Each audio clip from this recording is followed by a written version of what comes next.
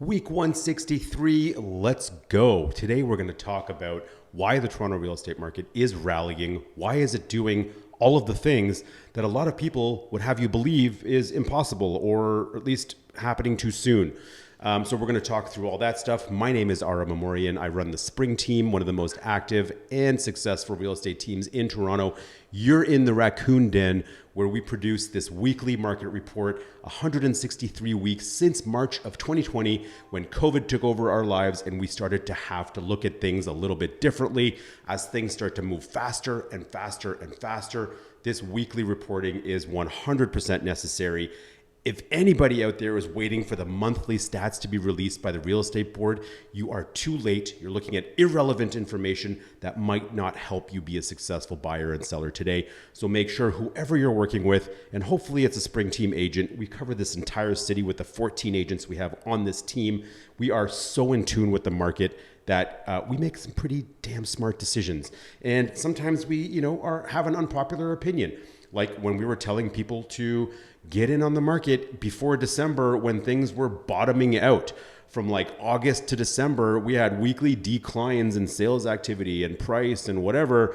Those properties and those deals are now off the table. We have stuff that is selling at a phenomenal rate. And the market, dare I say, is back to where it was before interest rate hikes started happening. I think so. Or maybe not. I don't know. I'm going to go through some properties this time. We're going to see where we're at. So let me pull up my screen share this time. And let me just make sure we're sharing the appropriate screen. And look at that. We are. You get to see all my files over there. All right. So as you can see, most properties here, let me see if I can do that a little bit, are trading at over the asking price. But let's please remember that asking price is an absolutely meaningless thing to focus on. We have to look at the context of where the market is and all that stuff. So whenever you hear sold over asking, it's one of the most overused and cringy things out there in real estate land. Sold over asking means absolutely nothing. Where did it sell relative to market value? And that's really what we want to look at. So this is a dramatic, $406,000 over asking, but really what did comparables suggest? The reason I'm showing you all of this is just to let you know that I'm not just making up the fact that the market is doing what it's doing. But then, when you see a property like this, that some people would like to kind of focus on and say, hey, look, I told you not everything is doing what you want it to. It's really, there's more to the story. So let me just narrow down these results here. And we can see, we've got this first home in the Woodbine corridor in the East End near the beaches. List price of $799, again, irrelevant, sold for 1.1. These are the kind of homes that we were really trying to drive home to buyers back before December. A lot of people are very sensitive at that $1 million sale price mark. They can't go beyond it. They need to be $999. Most of those properties that are turnkey and livable do not exist right now. You could have probably bought this property at 87 Merrill for under $1 million in before December. A 2-bedroom, 2-bathroom house on the market for 7 days, sold for $1.1 million. And if we look through the house here, you can see that it is not, anything special, but it is, nicely put together, and it's got some, nice design features that really help it connect to the buyer. Nothing needs to be done in this house, probably needs a reno in maybe 10 years or more. So this is effectively a turnkey home that would have likely traded at under $1 million prior to December. And it's made a move past that $1 million mark. We've got no parking. I wouldn't call it narrow. That's pretty common for a semi or row house. This is a row home. In the East End, it's, par for the course. And, there's nothing, it's marketed very well by the listing brokerage. So that's just one example of another property. Here's another property on a great lot. I think actually went a little bit cheaper than, I think this would have sold for more prior to the interest rate hikes. So we're not quite there yet for some of these more homes that are for developers and people that want to make renovations. This kind of home could have hit 1.2, 1.3 back before the interest rate hike started happening. So this type of property still hasn't quite caught up. So there is a bit of an opportunity for homes like this that need a bunch of work to still sell for a little bit less than expected. And, on a 33-foot lot, this bungalow, it's on Greenwood, so a little bit risky, but where it is on Greenwood is a little less busy. This is going to be a $2 million plus home when all is said and done. So there's a little bit of juicy meat in there for developers to take advantage. So that's a really interesting one. Here's another home that probably would have traded under $1 million before December. We're looking at a 3-bedroom or 2-bedroom, 1-bathroom semi. For sure would have traded at under $1 million prior to December. And sorry if the image is blurry, but the screen's just blown up so you can see it better. But this has been dressed with some staging, but it has a lot of original features that would probably feel a little rickety while you're in the home. I personally haven't been in this home, but it's been staged and marketed very well by the listing brokerage, Roy LePage. The Heaps Estrin team here did a really great job with this one. And it's really matters. Like staging really, really matters, especially when it comes to properties that are a little rougher around the edges. Helps people kind of look past that stuff and really focus on what their lives could be like in this home. And again, this would have been an opportunity prior to December at under $1 million, but now you can see these properties are now actively selling for over $1 million on the regular. Another home on Major Street. This is an awesome street, one of my favorite streets on the west side. This beautiful Victorian home with character is a phenomenal option for people looking at this place specifically. Again, a lot of original features like floors and whatever. It's been dressed nicely with staging. This one might have crossed the $1 million threshold prior to December, but not by much because people at that time were pretty scared of anything that needed a lot of work. But I'm fairly certain it would have gone over $1 million, but not too much over. We've got about $150,000 spread, in my opinion, what I think this would have gone before December versus what's happening right now. And so I'll get into sort of why I think this is all happening. Here's a property on Lansdowne, again, sold for under $1 million, but this is probably, this is a good example of the type of home you should expect at under $1 million right now in Toronto's urban communities. You are not likely to find a turnkey option in Toronto right now, especially in our urban communities. This is the kind of home you should expect at under $1 million. I haven't seen too many options that are turnkey. Some virtual staging happening here, and they've removed it. Obviously, you can tell there's really everything original here, from the wood floors to the plaster and lath. Behind that drywall there might be some asbestos in this house. So there's going to be some money you're going to spend in a house like this. Technically it is livable the way it is, but honestly, this is not a house somebody's going to turnkey live in right away. But under $1 million, you're going to get scary situations like this. So don't be fooled by what you might hear by some of the more bearish real estate people out there. And real estate bears in Toronto real estate is like the biggest oxymoron that exists right now. It's just not a reasonable position to take, in my opinion, long term. Here's another one, $400,000 over asking, no parking in the West End. But this one is a little bit more turnkey. It just probably needs some design updating. Like, this is not a downtown vibe, so somebody is probably going to want to design this, but it still is turnkey, and it got $1.4 million, which is not what would have happened. This probably would have sat on the market. Look, 15 by 66 feet at $1.4 million. This is like pre-interest rate hike pricing right here, with no parking, tiny lot. It's all about the neighborhood here. Still got $1.4 million. Like, I don't know how many offers they got, but we're not talking about a sale before hikes here. We're talking about a sale that happened on the 12th of April last week. Okay, so this is what you're dealing with out there as a buyer.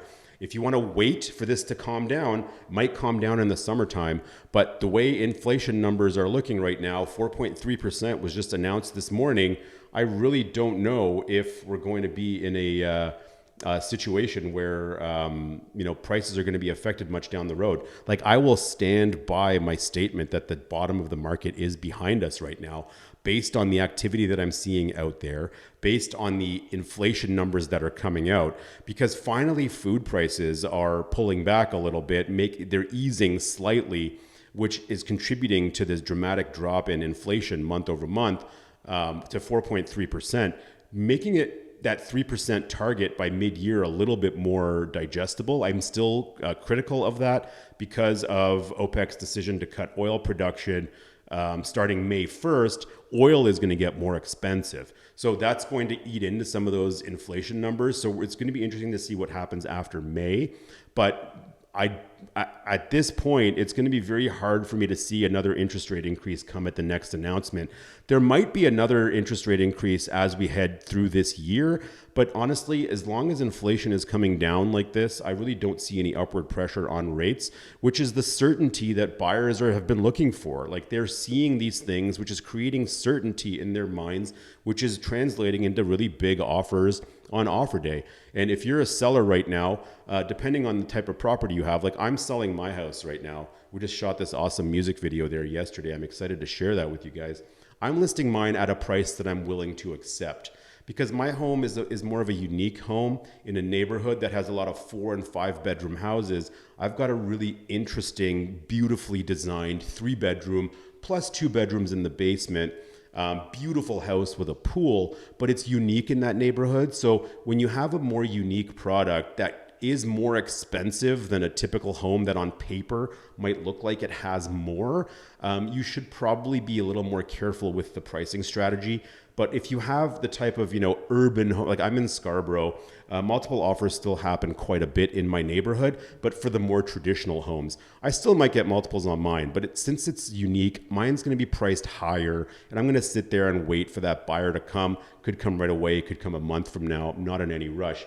But if you have like a typical urban house, especially one like Leslieville, Roncy, Little Portugal, Little Italy, the Girard area, anywhere in the urban communities surrounding the downtown core, that's under $2 million, you should probably be considering a holdback where you list low and wait for those bigger offers to come on a designated offer day. It just makes more sense to do that because you don't know what the market value of your home is until those buyers show up and essentially tell you.